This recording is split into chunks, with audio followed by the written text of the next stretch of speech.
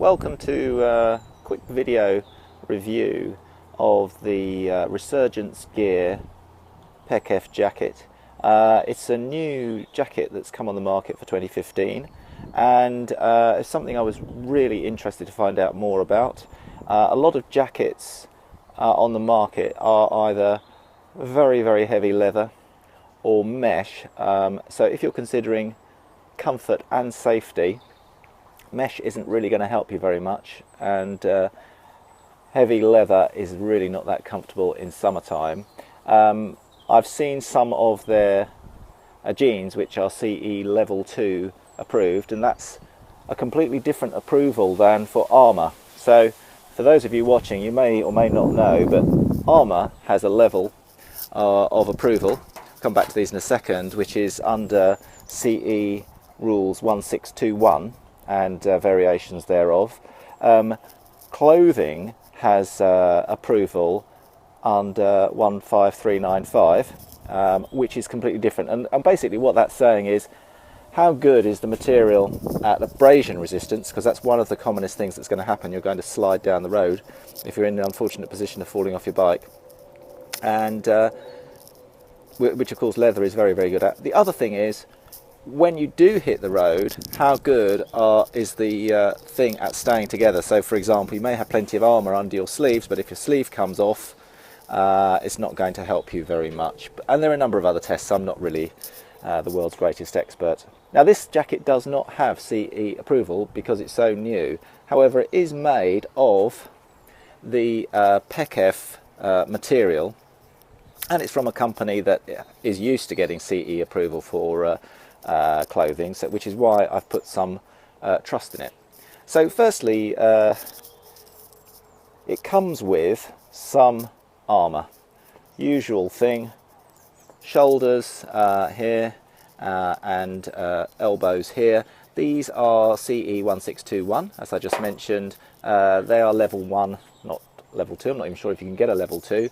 The back protector is a CE level 1, and we'll come back, I'll show you that in the jacket in a minute. The pockets for those are inside. You can see there's some Velcro there, not that easy to do with one hand, but there's some Velcro to put the shoulder pads in and so on. There's the big back protector pocket for it to go in. What else is there to say? Pockets, these have got brass YKK zippers on, and the zips feel actually very nice. There's 2 pockets there on the front. Front this side, we've got 1, 2, 3, and actually another little pocket just there. Little pocket on the sleeve, which I think is more for fashion than for practicality. The cuffs are really neat, actually. They've got a popper, but they've also got a zip, so if you've got big gloves and you want to put your jacket over the gloves, you can just zip up and tighten up. On the inside, you've got this sort of nylon satin effect type material. Feels very swish. There's also 2 zipped pockets. I haven't tested them out, but they certainly look big enough for my phone, and which is exactly what I need them for. There's another zip pocket on this side. These zips don't quite look up to the standards, I have to say, of the ones outside. They don't feel up to the standard either.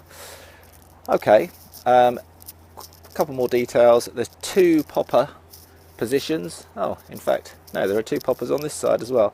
So you can do them up super secure, or you can, if you've got a bit of a bigger neck or a smaller neck, you can do them up like that. Okay.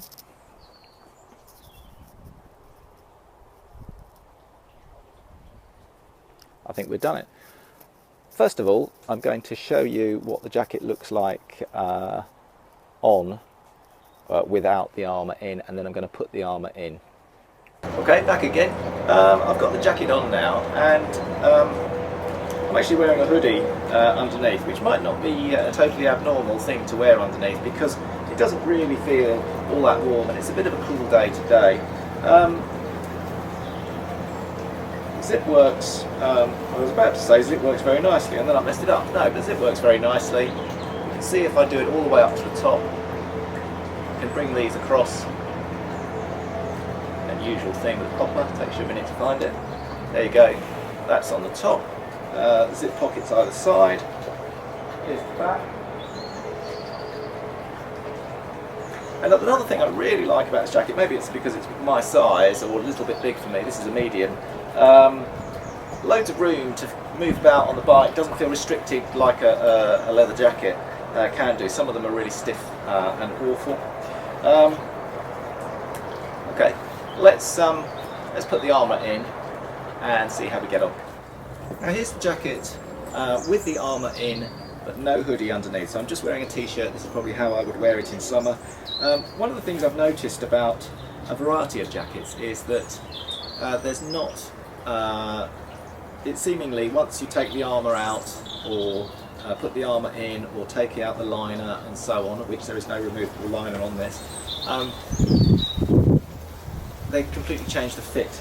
Now I notice that this does feel probably slightly on the large side. There are, once I've got the hoodie off, there are adjusters at the back, but for me, and this is a medium, for me that hasn't got enough adjustment in it. I would like it to take another inch away on either side, so that I would obviously stop it moving around on the bike. By the way, we don't have any belt loops or any way of attaching to trousers, so again, from a safety point of view, technically it should have a way of attaching to trousers. Frankly, I've never attached a pair of trousers to a jacket in my life because the hassle would just be unbelievable. Okay, there it is. Welcome back again. I've just put the armour in. The first thing to say is putting the armour in and taking it out is relatively easy. There's no big struggle or complicated. They go in little pockets with Velcro at the top and very, very easy. The elbows feel like they're in just the right place. They feel very comfortable. It's Nox armour in there. Certainly the shoulder ones I can't notice at all in terms of comfort and moving around. The only thing I would say is I can definitely feel the back protector and it feels like it's not really fitted in all that well. It fits perfectly into the jacket, but it doesn't feel like it fits my body shape all of that well. So let's do it up and turn around.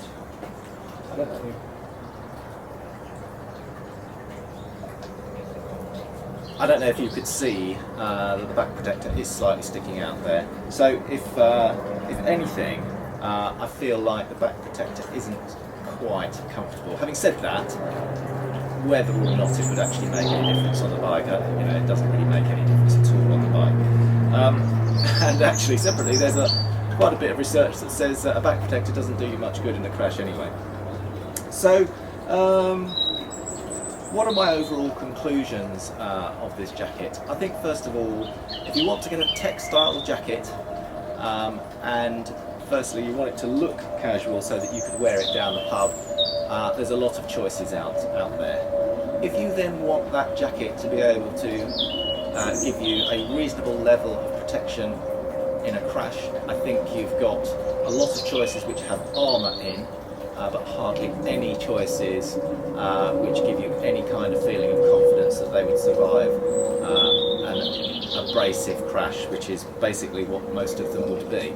So, so for me, when I consider the specification, the way the jacket looks, obviously I'm not a sports bike rider, the way the jacket looks, the performance, it feels like very, very good quality material. Feels well built. Of course, that's utterly meaningless. You can't tell whether a jacket's going to survive a crash just by looking at it. But I do have some faith that this will.